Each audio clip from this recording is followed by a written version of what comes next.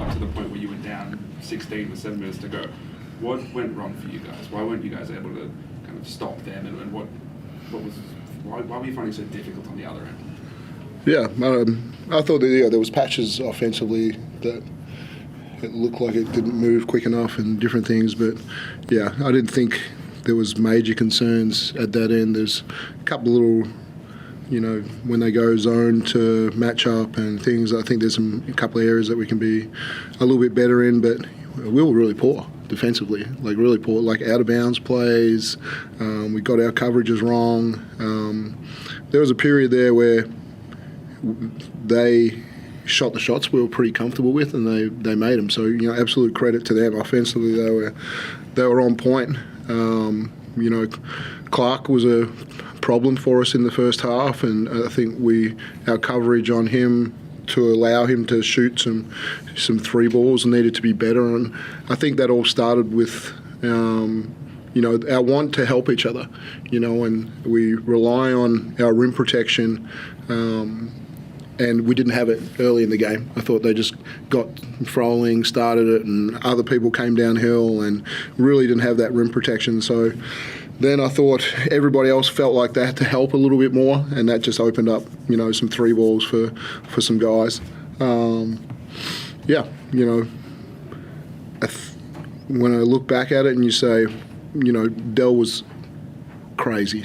Like, that's an absolutely amazing game. One of the, certainly the best game I think he's ever played for this club, and it took some absolute special things. LT's sitting here. I thought he was one of the best. We could see this coming in the FIBA break. Just the growth, the aggression, the things that he was doing. So, super happy for those two. And then I love Joe's turnaround. To say, he wasn't doing things that we needed him to do early in the game, and then, I think he's probably minus 13 or something, and he ends up plus 13 or something. There's a period there where he just changed and rebounded everything and didn't give him second shots, and just did exactly what we needed him to do to protect the rim and block shots. And so, their number in the paint went from 65% to 45% once we got our defense right in the way that we protected the rim. What was the message to the group when you guys were down 16 and you had that turnaround? What do you say to them at that point?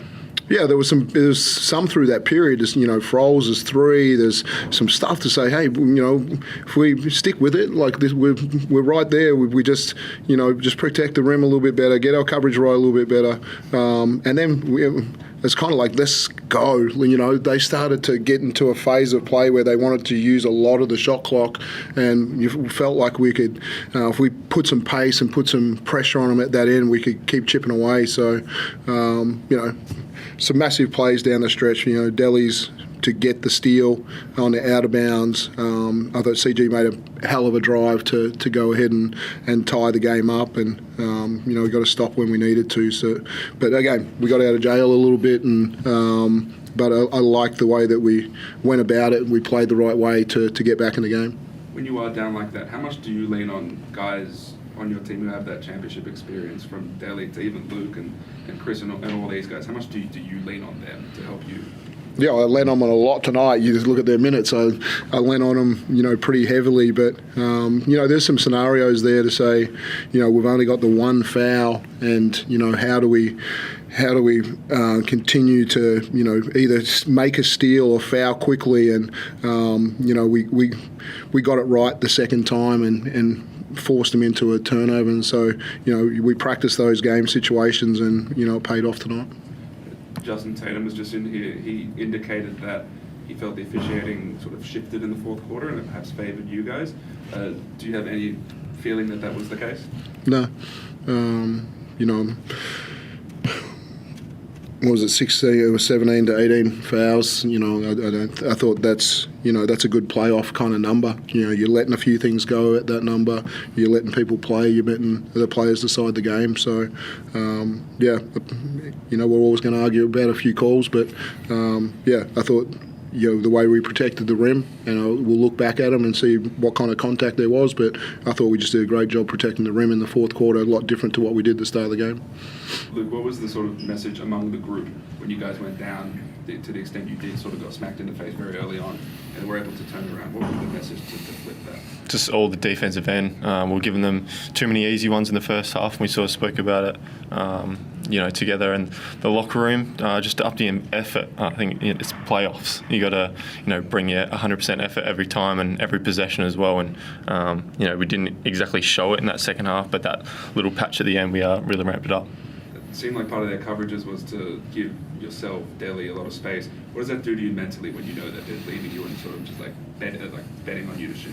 Yeah, I think I've gone through it a little bit through my years in the NBL, and it's about picking the right moments to shoot the open one, but also quick actions to flip it up to Delhi or something and go into a step up or something like that. So I think I've really sort of found out how to get through that. But yeah, it's always a bit of a challenge at the same time.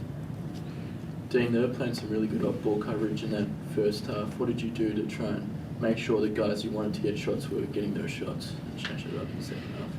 Yeah, they started to, really force Ian and CG, into the keyway, and then it was like, how do we, we can't get them uphill as good as we want to, but we use them in some back cuts and get into some Spanish actions and different coverages. But I thought it was more about the pace and the pop that was really important. I thought Luke had a really good advantage in setting picks at the 4 spot. We had our advantages with that.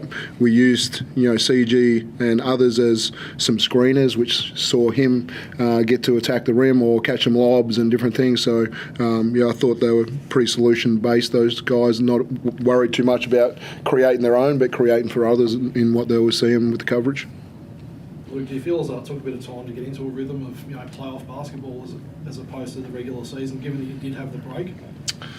Yeah, obviously a little bit, but it's on us really to come out. We wanted to stamp our game on the from the beginning. We said the first 3 minutes was super important. We didn't do a good enough job of that, and we'll address it. We'll talk about it as starters, about coming out a little bit more energized. But it's playoffs. You got to like I said, bring 100% all the time. Dean, with JLA, when he's struggling like that, do you kind of sit down and have a little chat to him, or is that all on him to kind of lift like that? Because like you touched on before, massive late, not necessarily points wise, but the boards and just not letting throwing sort of have an inch there late. Yeah, I just thought, the first one that Froll scored, and, he gets to that left hand, and we just kind of watched edits of it and say, when he came off in the first 3 minutes, my message to him was like, you're better than that, and we need you to be better. So, yeah, I didn't do anything to change his mindset. I just thought he came out and, showed what he's capable of in protecting the rim and rebounding, and then, got some good finishes at the other end as well. But, Ariel, again, as we see, if Joe's down a little bit, Ariel comes in. I thought he was really, really solid in that first half, and I think we had like a 5 or 6 point margin, and we messed up that last minute. We allowed them some threes and did some things that wasn't good enough to give them an advantage at the break as well. Luke, what was going through your head watching Delhi do that, and when you saw at the end of the game that he had 37 and 10? I think it's expected. He's obviously been at the highest level and done these things at that type of level as well. He's seen an NBA finals, so I think it's really expected, and it's only the start for him, I think. Do you feed off his aggression to an extent? Because it seemed like he was at a different level to everyone else out there. Yeah, and I think CG touched on it in the game. He was just playing at another level in defensive end, and I think it really got us going at the end of the game. And if he can do that for us every game, we're going to be in a good spot. Dean, Sunday, go into a sold-out crowd in one of the most hostile basketball environments. What do you expect from that crowd, and what do you expect how will Illawarra feed off that environment? Yeah, it'd be fun.